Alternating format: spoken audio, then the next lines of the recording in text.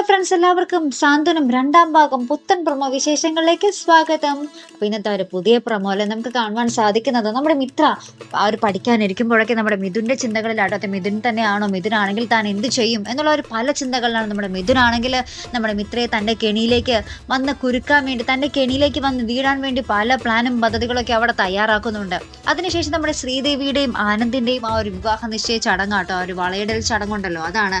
അപ്പൊ നമ്മുടെ ശ്രീദേവിയുടെ ഉദയഭാനു അമ്മ, നമ്മുടെ ശ്രീദേവിയുടെ അമ്മയൊക്കെ ആ ഒരു വാടകയ്ക്കടുത്ത് വലിയ വീട്ടിൽ വെച്ചാട്ടോ ഈ ഒരു ആഘോഷമൊക്കെ നടക്കുന്നത്. അപ്പോൾ ഈ വീട് കണ്ടപ്പോൾ തന്നെ നമ്മുടെ ബാലനും വീട്ടുകാരൊക്കെ ഭയങ്കരമായിട്ട് സന്തോഷവും കണ്ണു തള്ളിയൊക്കെ ഇരിക്കും കേട്ടോ. ഇത്ര വലിയ വീടാർന്നോ എന്നൊക്കെ ഇങ്ങനെ ആലോചിച്ചിരിക്കും. അപ്പോൾ നമ്മൾ ഉദയഭാനു പറയുന്നുണ്ട്, വേഗം ചടങ്ങ് കഴിച്ചിട്ട് ആ ഭക്ഷണം കൊടുത്തിട്ട് അവരെ വീട്, ഇവിടെ നിൽക്കുന്ന ഓരോ നിമിഷവും, ഇവിടെ വൈകിക്കുന്ന ഓരോ നിമിഷവും നമുക്ക് ആപത്താണ് എന്നൊക്കെ പറയുന്നുണ്ട്.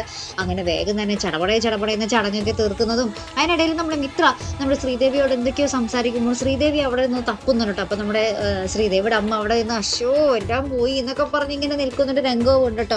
പിന്നെ എന്തായിരിക്കും അവിടെ സംഭവിക്കാൻ പോകുന്നതും കണ്ടു തന്നെ അറിയണം കേട്ടോ. അപ്പൊ എന്തായാലും ആ ഒരു വളയിടൽ ചടങ്ങൊക്കെ നല്ല ഭംഗിയായിട്ടൊക്കെ നടക്കുന്നുണ്ട്.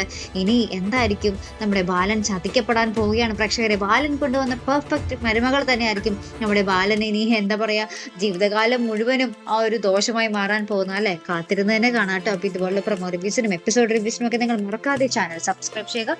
അടുത്തൊരു വീഡിയോ വരുന്നത് വരയ്ക്കും ഗുഡ് ബൈ.